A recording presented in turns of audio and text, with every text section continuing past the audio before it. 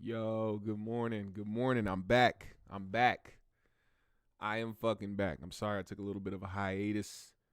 Um yeah, man. I had to take a little trip. I took myself a little trip out to fucking Madison, Wisconsin, and I fucking decided to just go out there and kick it for a while. And that's what I did. And I had a pretty good time, with my homeboy Sean. Shout out to Sean D. We went out there and just fucking, kicked it, fucking stayed at the Hyatt and walked around on their campus, their college campus, wherever the fuck it was, and just kind of just went out and just had fun, man. It was a good time. So that's why I haven't been hitting up the streams in the past few days. I've been out of town, but I'm back at it in full force, and I'm about to be on this shit all week. So, without further ado, I like to send all the positivity, all the good energy, all that shit your way. I hope everybody is going to have a good day. I hope everybody's out there hustling. I hope everybody's out there making their fucking dreams and goals happen today. I hope you putting your best motherfucking foot forward. You know what I'm saying? I'm really just, I got to start the streams out that way, just to let y'all know where I'm coming from and what type of time and what type of energy I got. What I'm starting out with today, though, because I am a music guy and music is very important to me, I want to start out with this shit today with the Grammys. And there's some things I want to talk about with this shit because historically the Grammys have been just culturally clueless, and that's just a fact, which is why I wish we would have more of our own award shows happening and popping off for us. We should have backed we should have backed the BET Awards and like the Soul Train Awards and what's some other award shows, man. We just never took our own shit seriously, and we looking for validation from these other platforms because that's what these older white people have done, is they've made these platforms seem so important to the point where people are seeking validation, and people like the fucking Weeknd is boycotting the Grammys as if they owe him something. You know what I'm saying? Somebody like the Weeknd, huge superstar, fucking just out of this world. He's out of here. One of the top artists. But him not getting nominated for a Grammy over and over again is like, to him, I guess, a slap in the face, I guess. To me, I don't think that. I think that, like I said, the Grammys are very culturally clueless. They are very clueless. And they don't get it. So when shit happens like this, they don't give two shits about you, boy. Like, nobody's going to stop watching the Grammys. People are still going to show up and be happy that they got a Grammy, even though they know what be happening behind closed doors with these shits. Like, I couldn't fuck with an establishment that is culturally clueless to what I got going on. And by the masses, you know what I'm saying? Like, they nominate the same people every year, but for some reason, like, they don't. I mean, we have new artists every year. There's new artists all the fucking time, every single year. But the Grammys nominate the same people over and over again, and then sprinkle in a couple new acts that have attracted worldwide attention. So, down this list, because I didn't watch the Grammys. I didn't watch any of it. I just saw random shit from, some of my favorite artists who won Grammys. So, basically, seeing all the people that have won, and in each category, you'll see what I mean. I want to kind of break this down a little bit and what I mean by culturally clueless for people that don't know what culturally clueless means. So you have record of the year, right? Now, of course, in our genre, we're going to think record of the year is different because in our genre, we're going based off of all the artists we know of. The Grammys, they don't do that. They just go off of who's hot and who's mainstream and who everybody knows. So when it comes to record of the year, you have a list like this. And then, of course, somebody like Billie Eilish wins record of the year, which is like, out of all the categories, they make sure like the biggest category of them all will be record of the year and album of the year. Whoops. I'm getting a call from a random number. Anyway, this is the weird shit though. Like, record of the year, I guess. I mean, it's subjective, I guess, because I'm not a Billie Eilish fan, so I'm not finna sit up here and act like, oh, they're wrong for picking. Like, it's not that they're wrong. It's just when you see what she's up against, you know what I'm saying? Like, you got, I mean, even though Beyonce was featured on the last song, you got Beyonce nominated twice, and then, hey, let's give it to Billie Eilish. You know what I'm saying? Let's just give her the, I don't know. I've never heard that song either, so. But, hey, maybe because I'm biased in that way, but I don't know. Album of the year, of course. You see who they gave it to. And with all the choices that are in there, first of all, I can't tell you nothing about a Black Pumas album, a Coldplay. I didn't even know Coldplay had a new album out. Jacob Collier, I don't know who the fuck that is. Never heard of his album. I never heard of this album. Ham, I don't know who the fuck that is. I've heard of this girl's name, but I've never listened to her music. Post Malone, whatever. But Taylor Swift, I said Taylor Swift. Taylor Swift, dog. Like, it's the same thing every year, bro. So I don't want people, like, the whole boycott shit. Like, if I'm a huge superstar and I already got shit cracking for myself to the point where I don't need validation from an award, I'm not going to take my time out of my busy life making a bunch of money, making all these moves and being one of the top artists in the world to boycott something like the Grammys. You know what I'm saying? Like, people don't understand how crazy this is. How you people really seeking validation with this shit.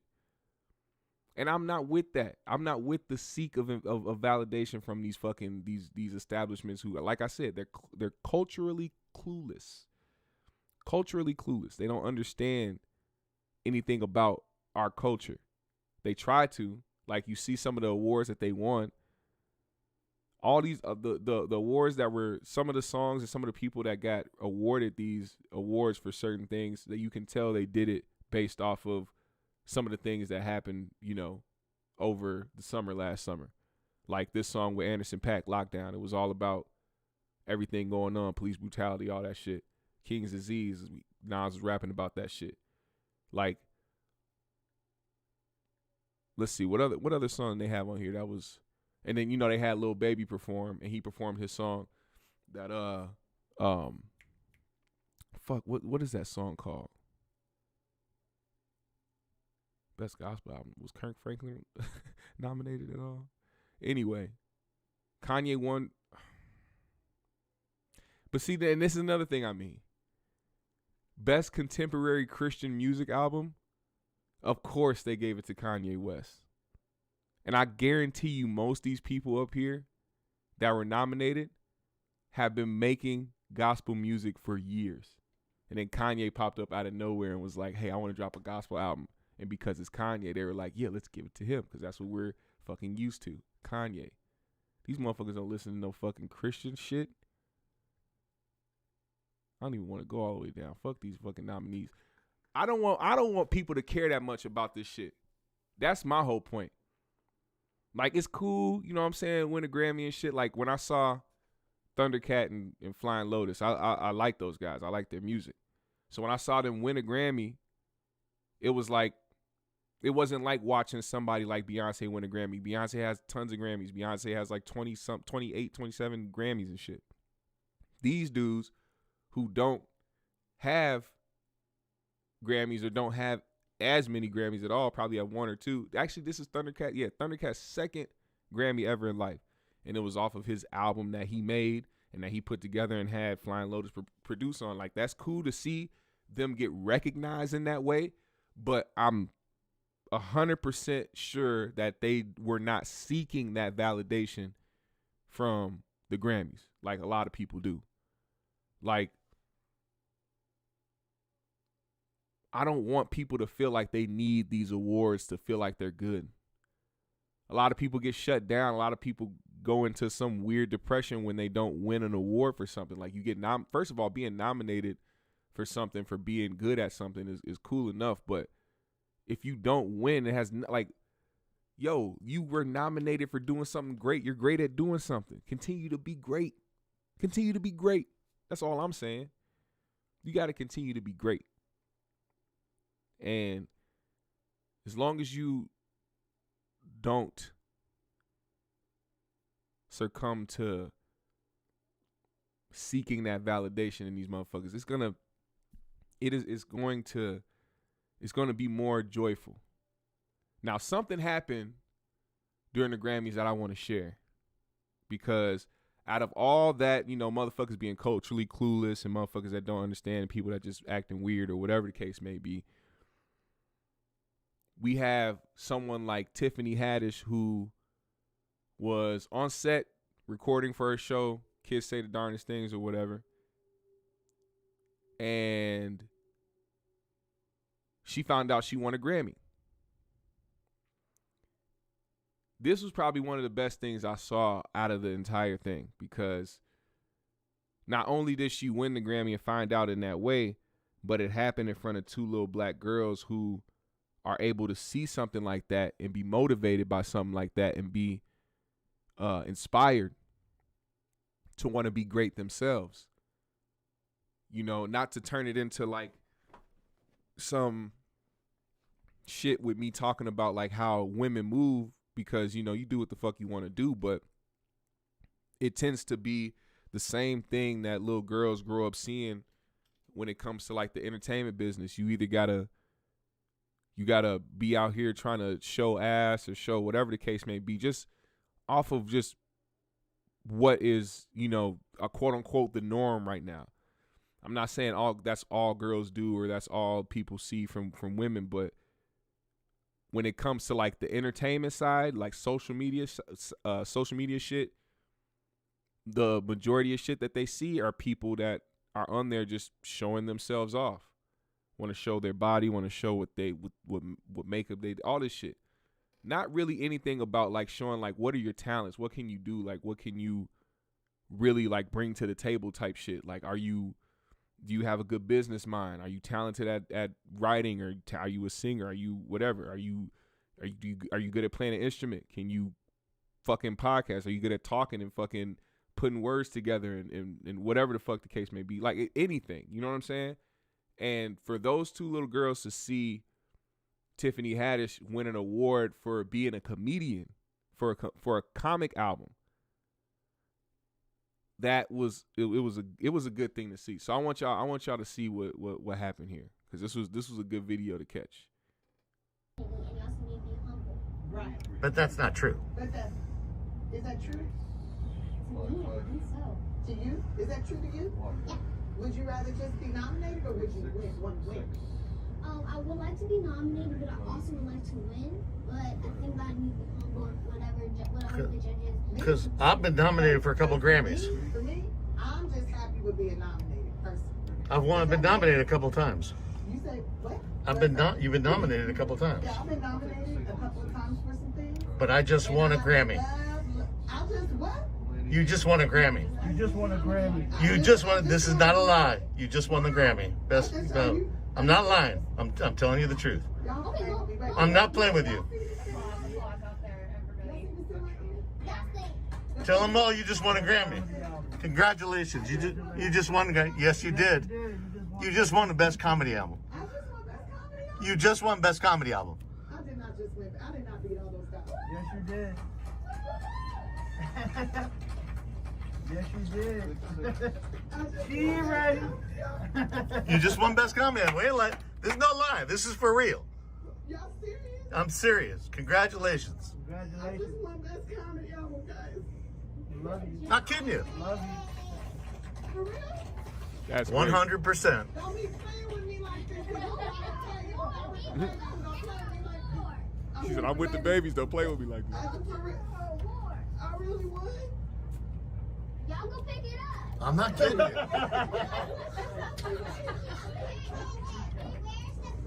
Do you know a black woman hasn't won in that category since 1986?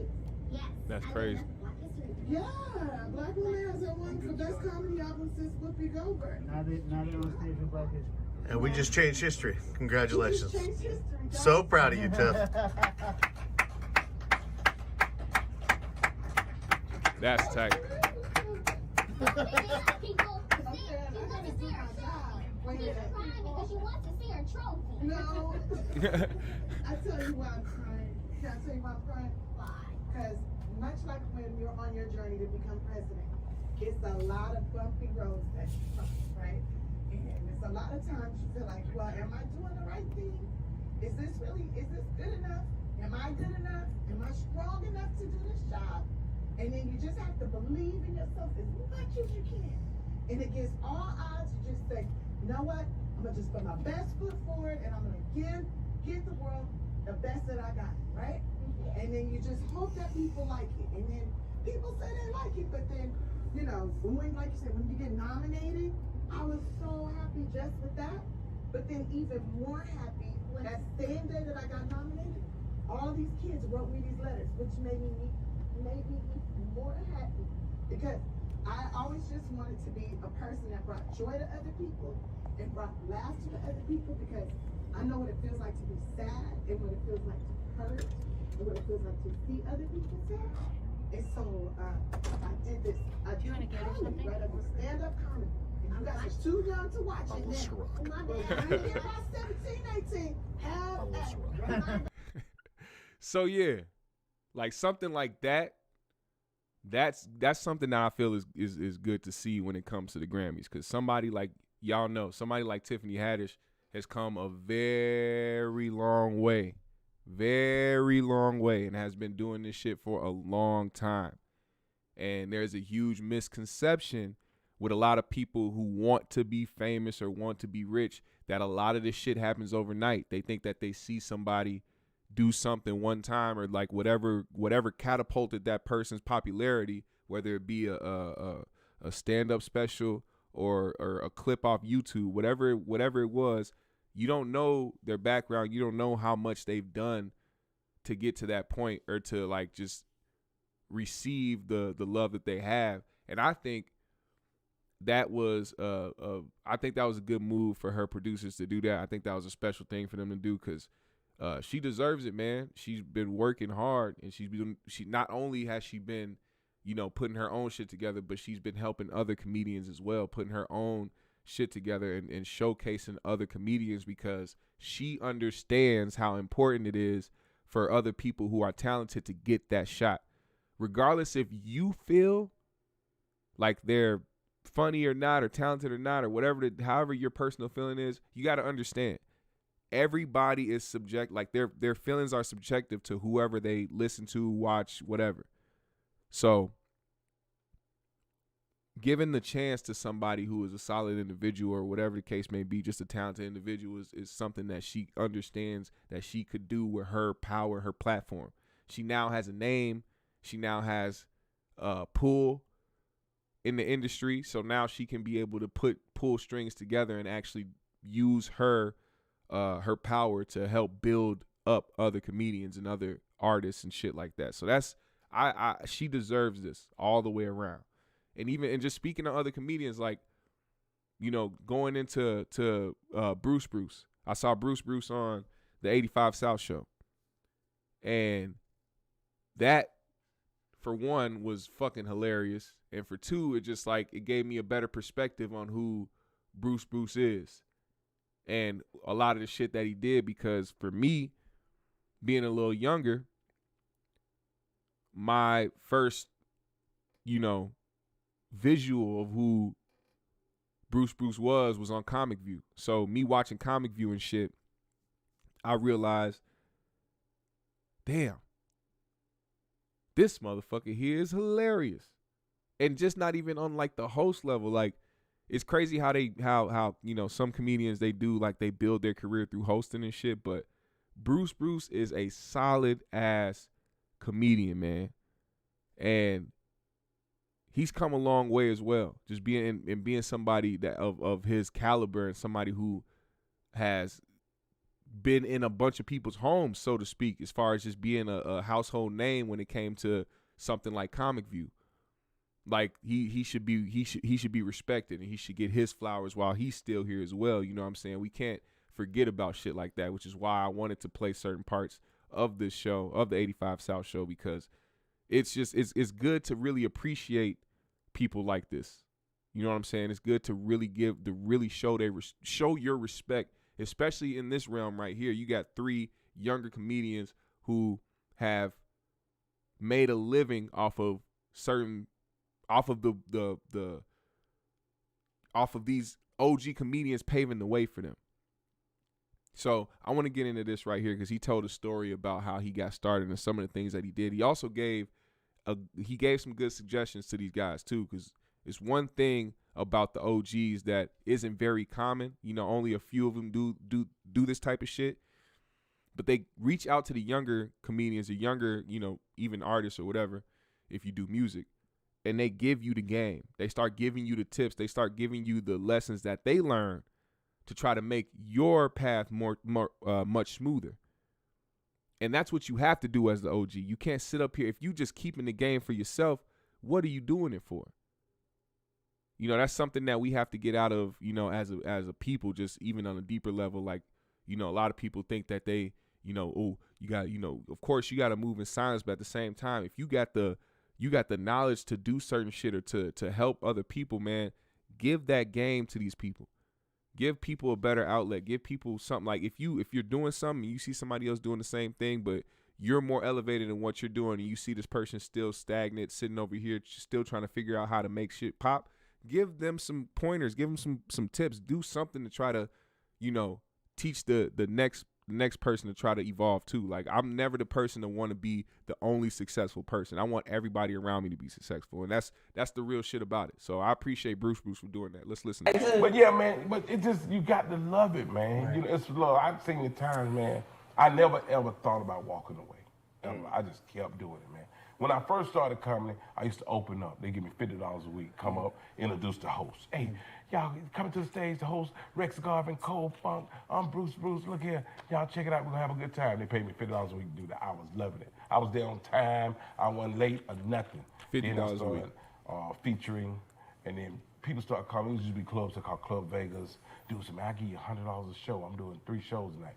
I'm like, for real? So I'm thinking, you're gonna give me $100 a show and I'm make $300 in one night?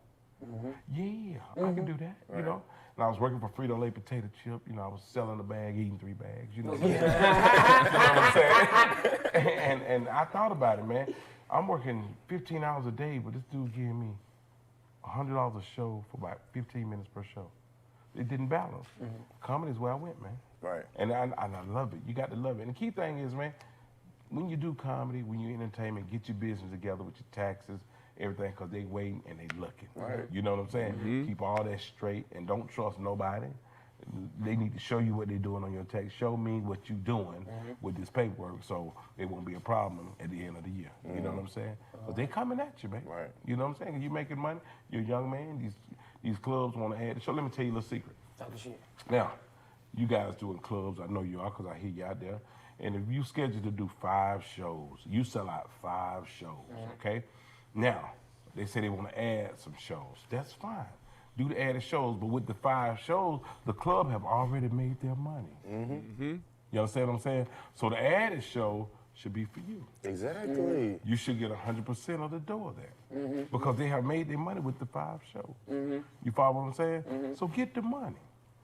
You know what I'm saying? Yes. They gonna do it. Yes. And if they say we can't do it, they say I can't do it either. Okay. But 10 minutes later, they gonna change their mind. They gonna change their mind. Because if you selling the club out, they making money. Exactly. Right. Before you even get there. Food and alcohol. Right. Hell, that's bonus, because the hell, like that's you said, they all made their money. Exactly. It should be. And that's what it should be. And if you game for free, too, man, get that money, man. You know what I'm saying? How long did it take you to learn those aspects of the game? How long were you doing it? Man, I got pimped off for about the first 5 years. You know, I was going to Chicago for $1,400 a week. I thought I was getting it until I talked to one of my boys, Joe Torre. You know Joe Torre. Yes. And I asked Joe, I said, man, what they pay you in Chicago? He said, man, I got $20. I was like, what? Wait a minute. And I was doing Wednesday through Sunday back in the day. Damn.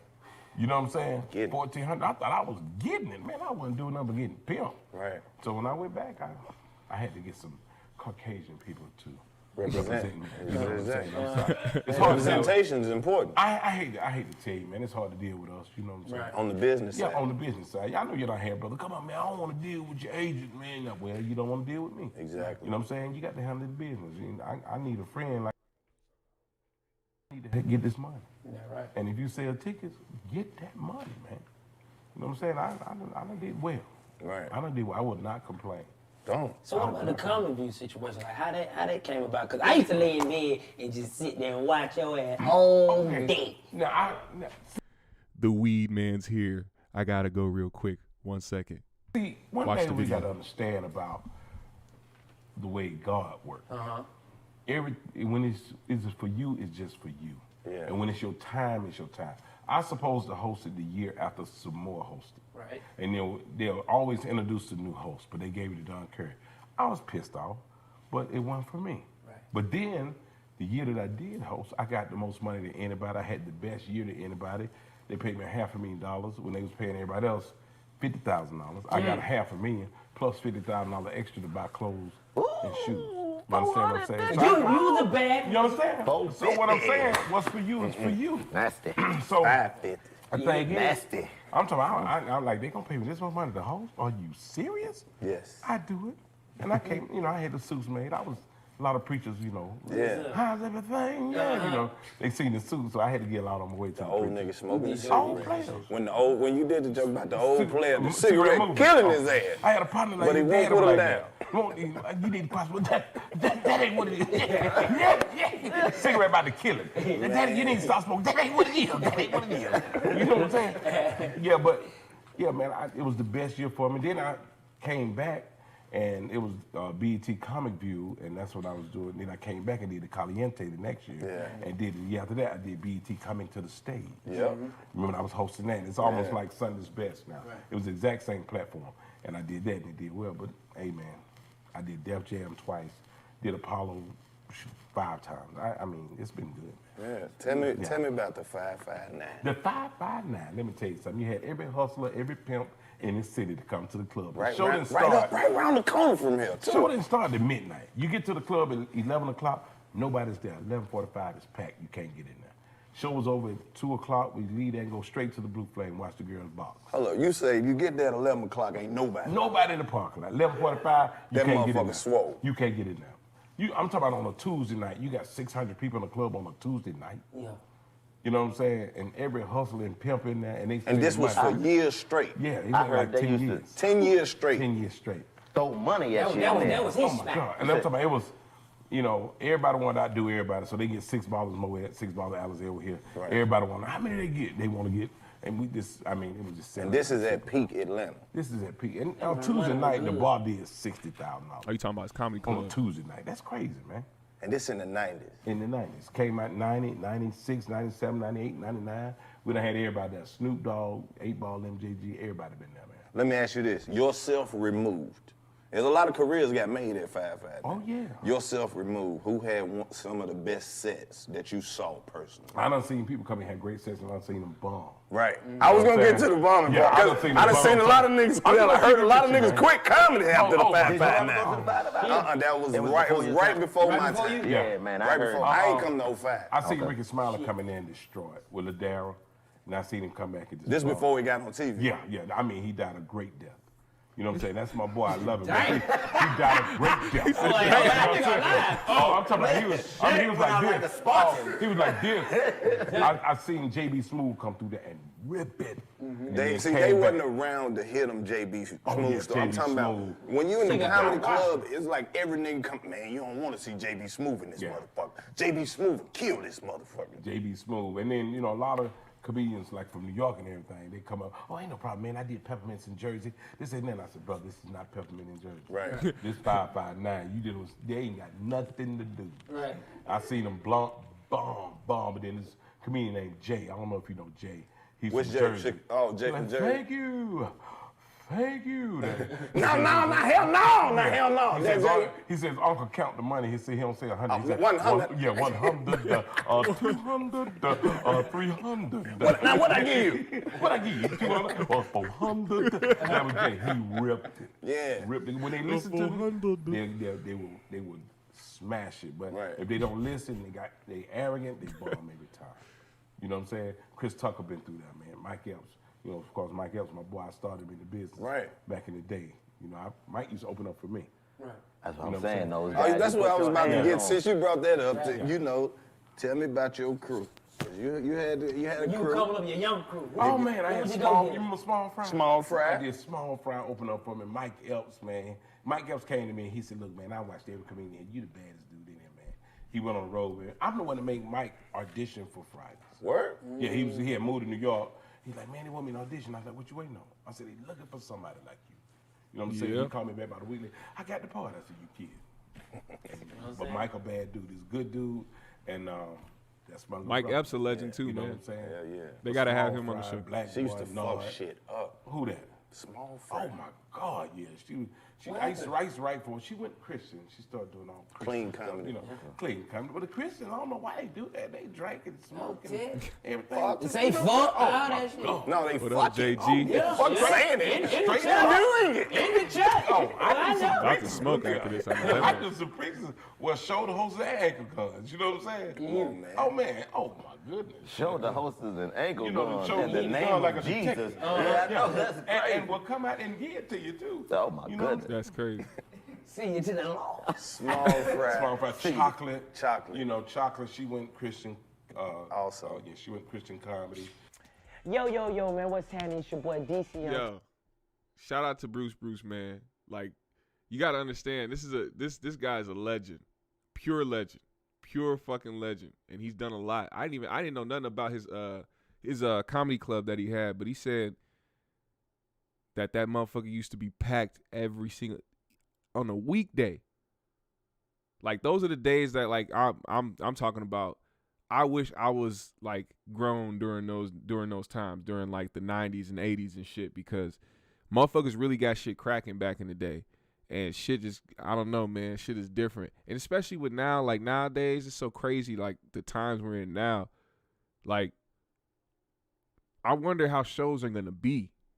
You know what I'm saying? Like, I know that, you know, places like Texas opening up, and I forgot the others, if y'all can help me with the other states that are opening up, but I forgot the other states that are opening up completely and, like, you know, not worried about a mask mandate or none of that shit, and, you know, you can go back to 100% capacity.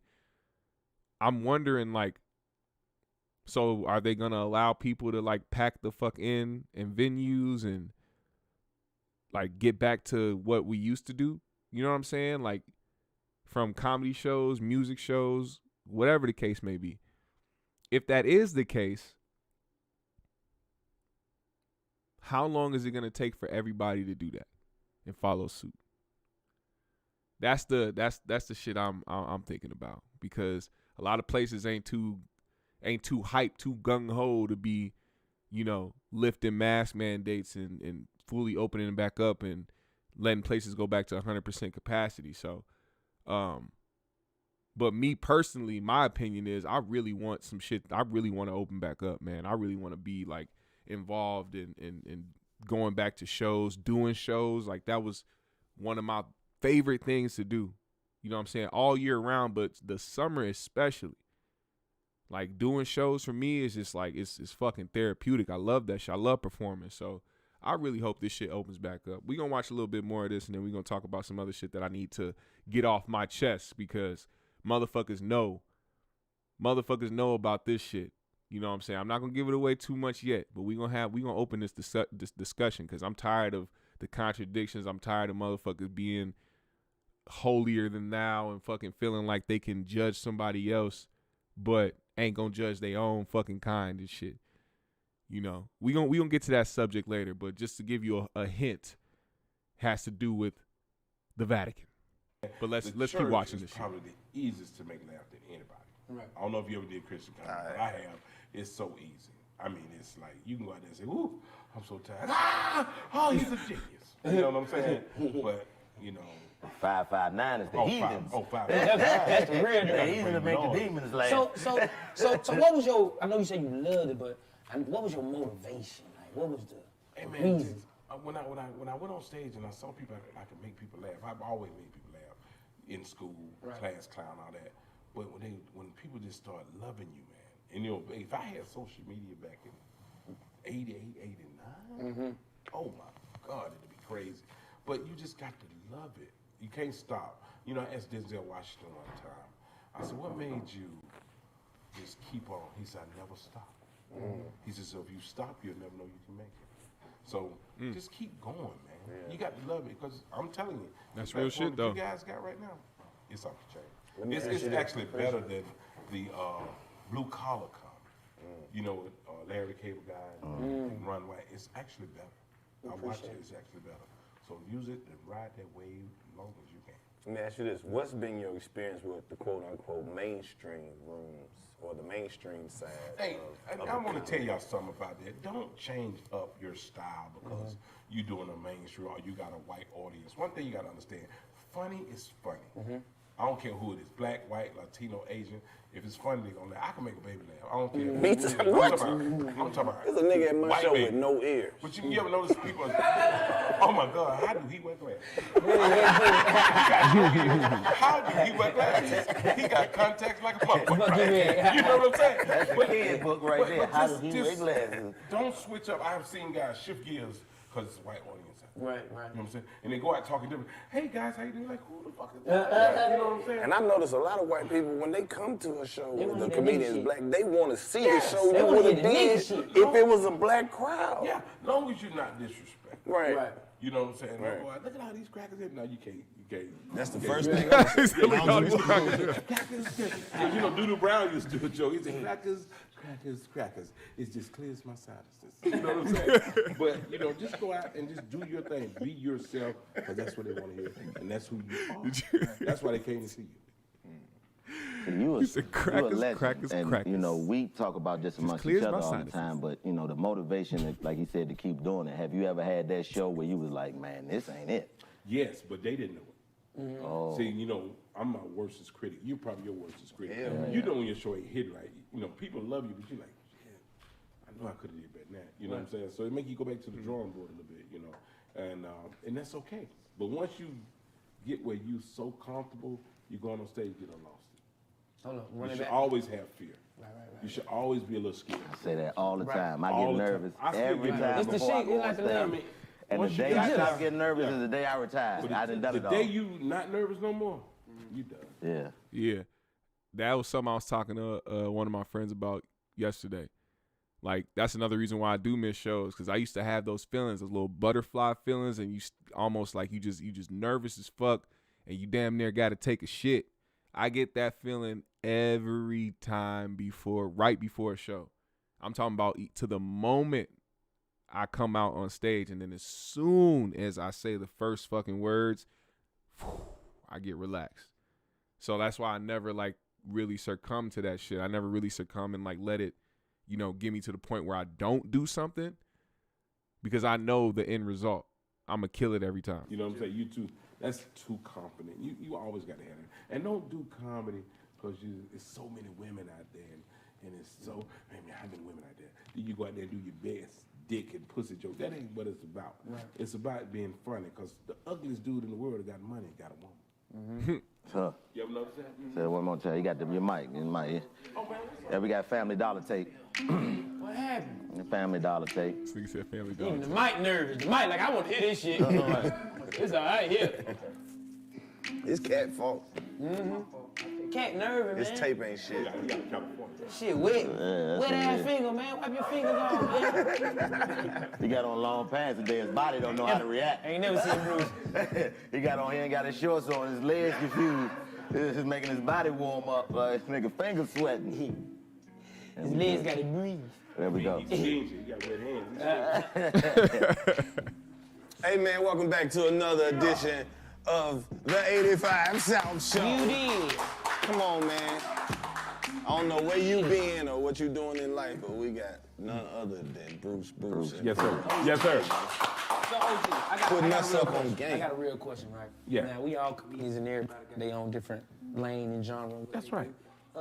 What's the process of when you coming up with a joke? You know, a lot of comedians be like, I just remember that shit. That's great. I do. Now, a lot of people can write a joke. Right.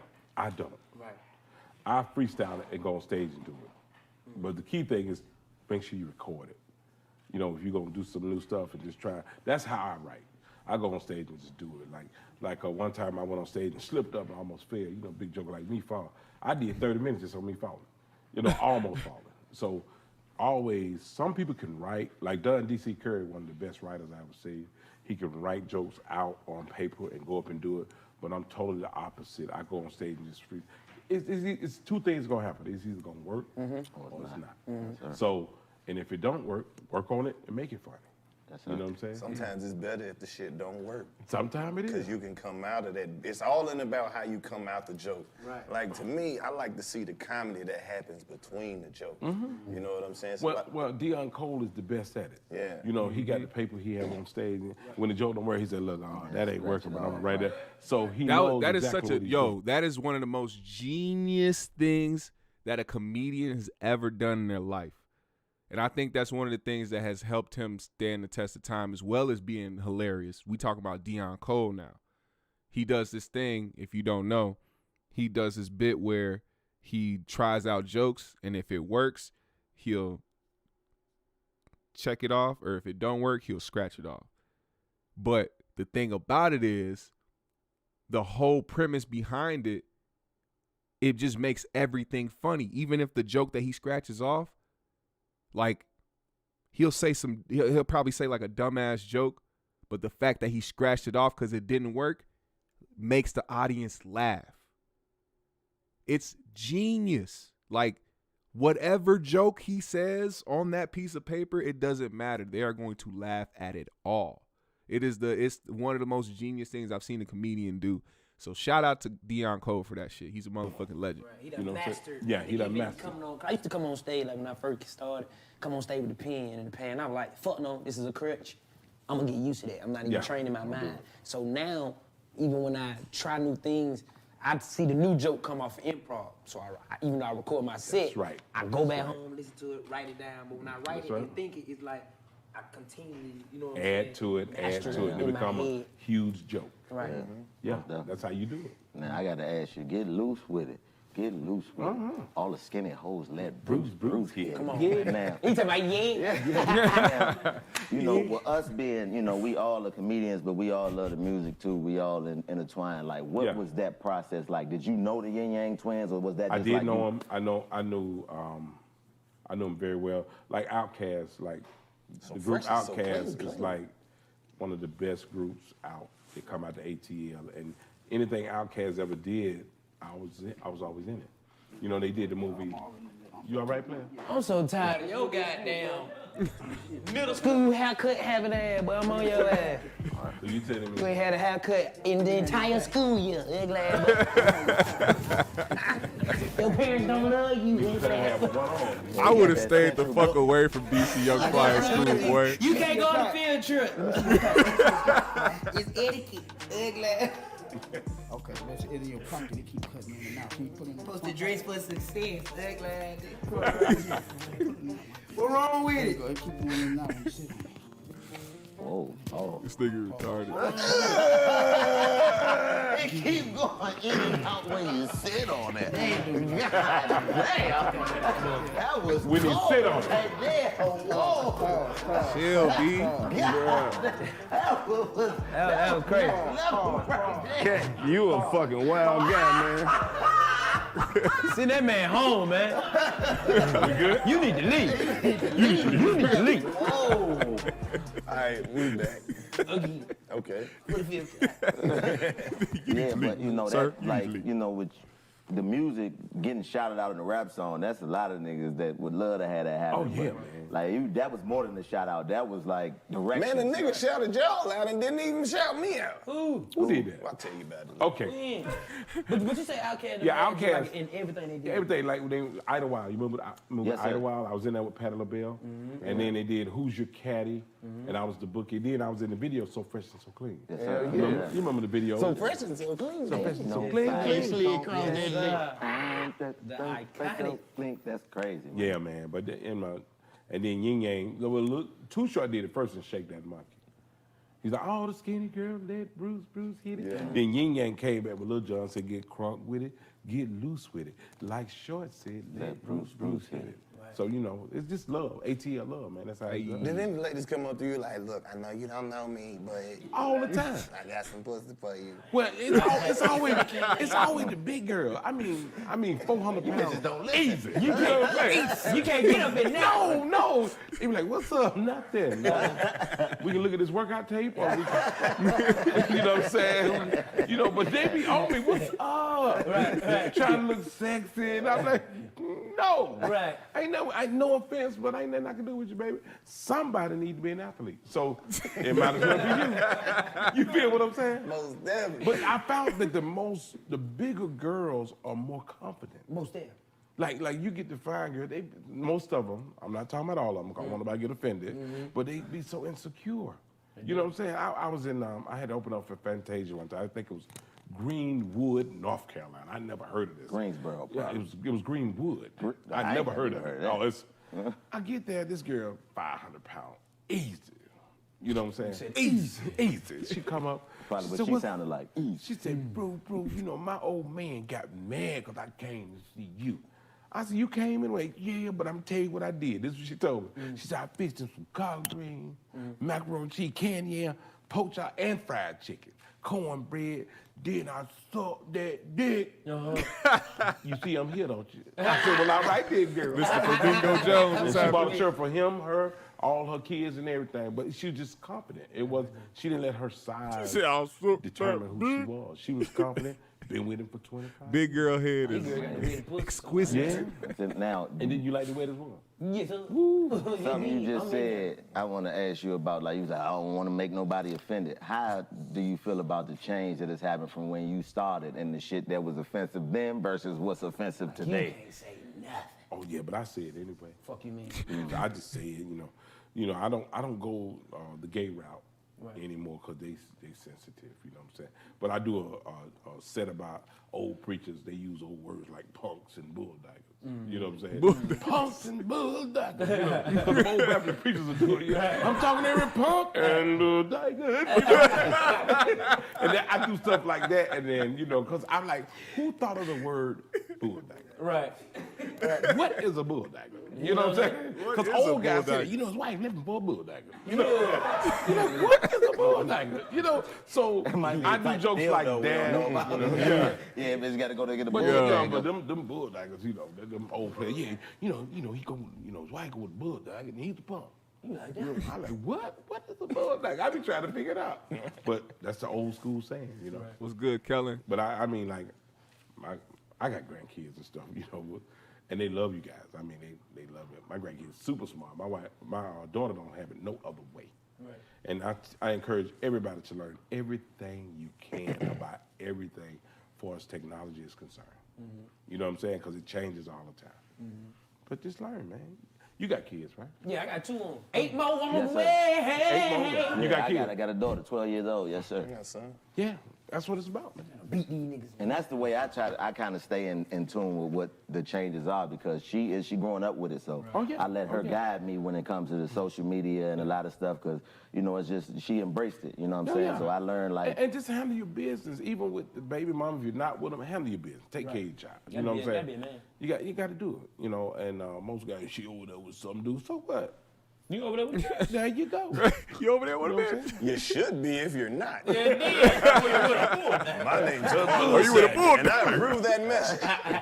But look, I appreciate the foundation that all the OG, even my brothers. Oh, you yeah, feel what I'm man. saying? Oh, Like, yeah. 'cause I jumped enjoyed off this shit. with the social media, but then I went back to go figure it out because this is what I need to do in order to be a stand-up comedian. But see, the thing is, with old school comedians like myself, a lot of them are really bitter about social media comedians. So what?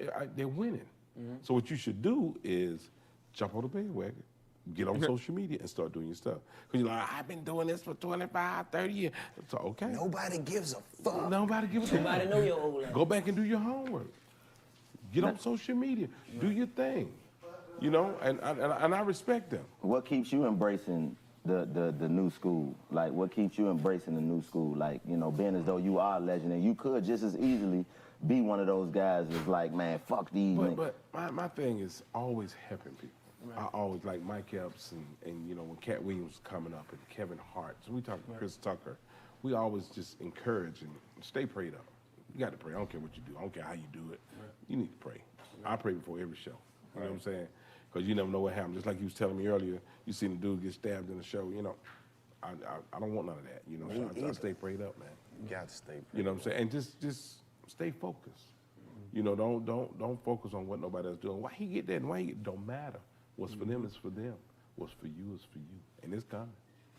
And I heard a lot of stories about you hitting the road. Hold up. What he said right there is very prominent, because what's for somebody else is definitely for somebody else. And what's meant for you will be for you. And what all that means is that when you start taking heed to that type of shit, when you have that type of mentality, you will start seeing it fall in for you. You will start seeing it change. You will start seeing that success build for you when you start having the mentality of somebody who wants to see yourself win and stop worrying about if everybody else around you or anybody else wants to see you win. It's not about that. It don't even fucking matter. Putting the work in and staying consistent is everything out here now. It's not, you ain't got no time to sit around and be bitter. You ain't got no time to sit around and be jealous or envious of anybody. If you got something going on, pay attention to that, put your focus into that, and watch that shit grow. Trust me. Them $100 shows. Oh, yeah. $25 shows. Oh, yeah, man. You used to get them, man. But if it don't make dollars, it don't make sense. Right. You know, before I started comedy and before I started really hitting the road hard, I was in Atlanta and I was doing different clubs here. I was making $2,500 a week in Atlanta. Exactly. I'm like, what? Hey, what's up? It's Carlos Miller. Have you ever forgotten that one last thing $2,500 a week is good as fuck, man. If it don't make dollars, it don't make sense. But one thing you have to do as comedians and actors and what we are, we have to stick together. I did shows before. It was me, Earthquake, Cher Underwood, and other people. And the promoter tells us that he got everybody money, but he's not going to pay Earthquake. And I'm like, well, hold it, player. You're not finna have no show then. Right. Because Earthquake is finna fly in. Did you tell him you're not going to pay him? He said, no. I said, well, you're not going to have no show. He had already paid us, so, you know, you're going to have to pay Earthquake if you want your show to go on tonight. Right. You know what I'm saying? So we always have to stick together with each other. Don't let nobody get you. That's man. real shit. If that theater is full, they got that money. Right. Don't let nobody fool you. Now, let me ask you this. Of all the time you've been doing comedy, which your favorite joke of yours and your favorite joke that you've heard from somebody else? People like when I do the guy whistle when he talk. And it was, it's a preacher, you know, and he talked like this. He say, see, the Lord has a thing that he's trying to do this.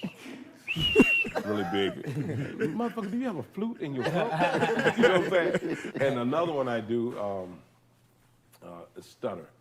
A stuttering joke that's not stutter like geek, but the guy hold his words when he talk. You know what I mean? So that happened to me when I worked for Frito-Lay. I was servicing a drugstore, and I walked in. I said, how you doing? He said, purr, good. I said, hey, if you playing, stop, because I laugh in your face. He said, purr, good, purr.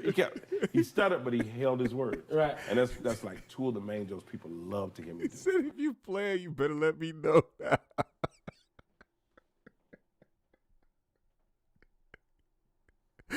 He said, nigga said, if you play, you better let me know now, because I be laughing in people's faces.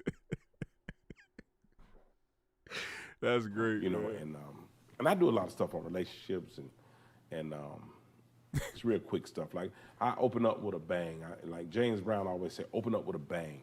And I open up with something like, hey, you know, every city I go in, you see crazy stuff. And it's a dude I back with false teeth with braces. So So people gonna think like, false teeth break. I say you don't want his teeth to shift. Motherfucker, they false. Right, You know what I'm saying? So you open up, always open up with them. Get them, grab them. When you grab them, you got them. Right.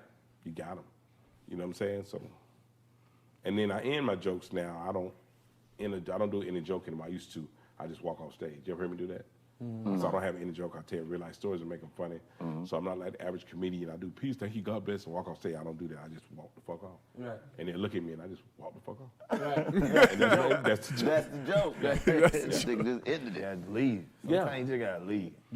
Just walk the fuck off. Imagine- Just tell them folk bye. Imagine you just told like a funny ass joke and everybody laugh and they just looking at you and you just standing there and be like, just turn around and walk the fuck out. That's some funny ass shit, bro. Bruce is funny as fuck. Yo, y'all want to catch that whole interview, man, from the beginning to the end, man. That shit was fucking hilarious. So I just wanted to play part of that because I wanted y'all to just continue to see, like, man, these dudes don't lose it, man. Our legends out here really are just extremely talented and just extremely funny, and it's still there. Like, these motherfuckers really be out here doing shit. And we need to keep celebrating our legends, and we got to keep giving our legends the flowers they deserve while they're still here on this earth and not wait till they 6 feet under. You know what I'm saying? So shout out to Bruce, man. Shout out to the 85 South show. I love watching that shit, man. These guys are funny as fuck.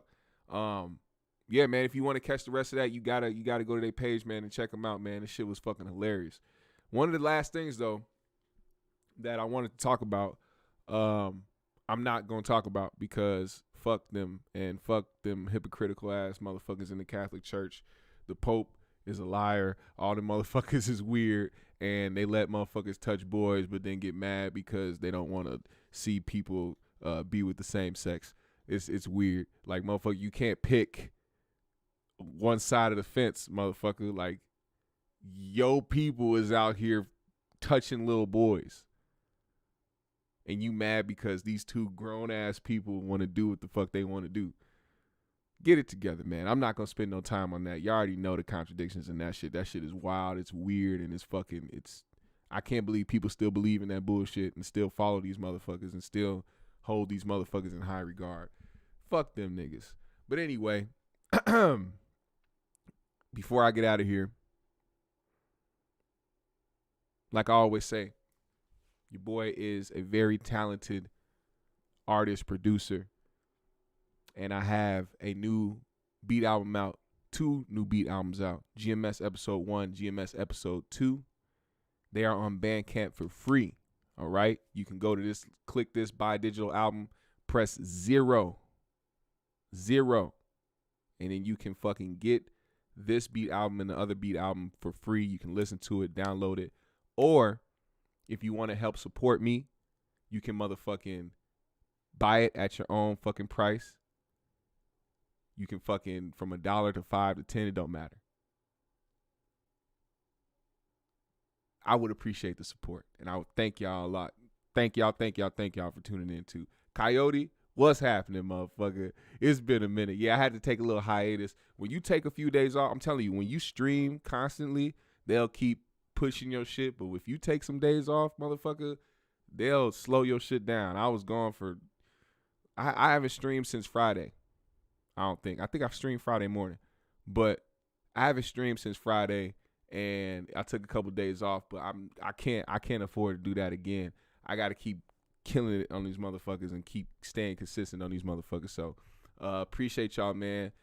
Thank y'all for tuning the fuck in. Go get that motherfucking beat tape. Go get both of them, man, for real. Go get them, download them, listen to them, vibe to them, do what you need to do. Follow me on all my socials. I follow back. GMS merch is on the way. I got GMS t-shirts on the way. I'm going to have a few sweatshirts. I'm going to have my keychains. I'm going to have my GMS pins and shit. All that shit is on the way. So if you want some GMS merch, you want a shirt, you want whatever, hit me up. I got you. Let's make that shit happen. So thank y'all for tuning in, man. Shout out to JG. Shout out to Mr. Flamingo Jones. Shout out to Kellen Maurice. Shout out my nigga JR. Shout out Coyote Cage. I fuck with y'all, man. Y'all have a good one.